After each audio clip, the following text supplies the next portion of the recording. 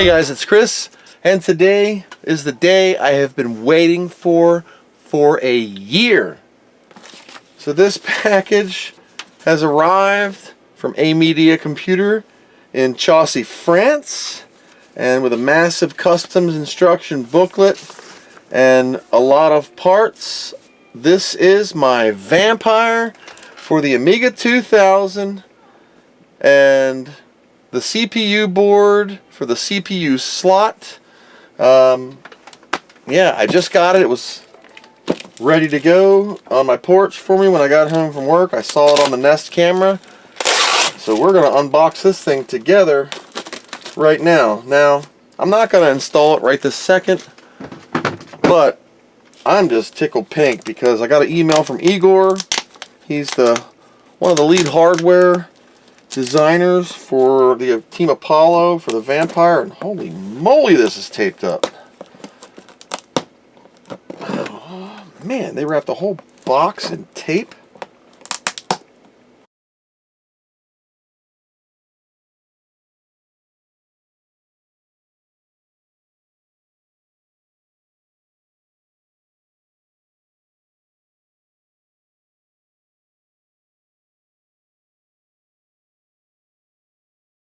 Okay, here we go.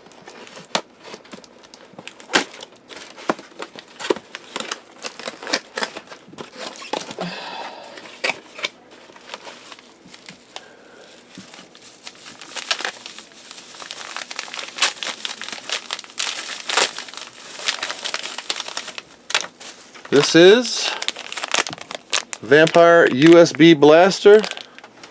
I guess the FTDI programmer doing the core updates. This is the CPU slot for the Amiga 2000. Now there's been a lot of people saying you cannot run the Vampire in an A2000 because it has a CPU socket, and you should just remove the 68,000 and the ROM and do that. You still have to remove the 68,000 and the ROM, but this is the CPU slot card. Under this sticker it does say Amiga 2000 CPU adapter for the Vampire. Right here, A2000 connector Pro, the Vampire. So we'll sit that right here, and €2.99. Oh baby, here we are.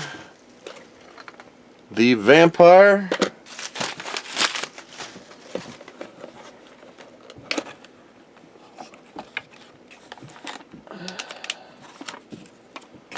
Whole boatload of pinouts. Vampire 68080 accelerator manual. Very short manual. Goes over some 500, 2000. If you use your Amiga, or if you use the Vampire 2000 and the Amiga 2000, do not forget to remove your old 68,000 CPU, whether your CPU is using the CPU socket or the CPU third-party adapter. Not following this notice could destroy your Vampire. Also note, the Vampire 2000 is not officially supported, even if it has been reported to work. It works, I hope. If not, that's an expensive poo. So ever so carefully, I am removing the tape.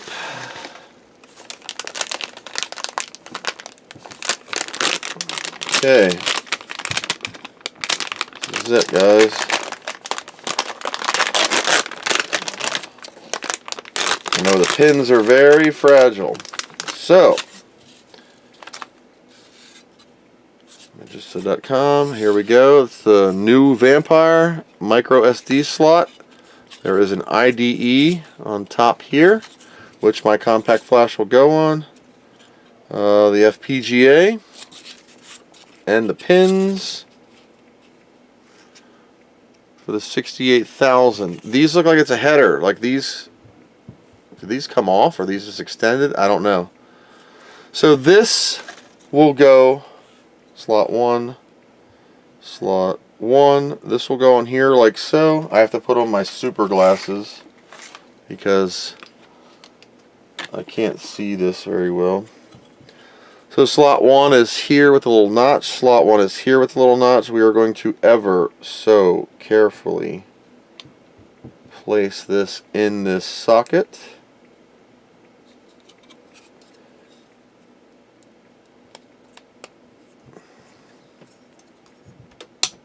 Bam.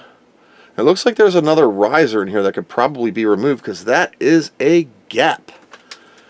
And this will go in the slot like this. Fa-poop. Or like actually like this is the front. Into the CPU slot and sit in here like this. The USB dongle will go this way. There's a JTAG header also. 128 megs of RAM. And it looks like 4 16 gig chips. No. 32s. 4 32 meg chips. BSOD solder on the Apollo core. It is a Cyclone 3 Altera.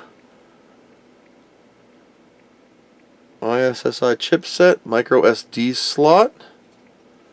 And I have a 64 gigger for that.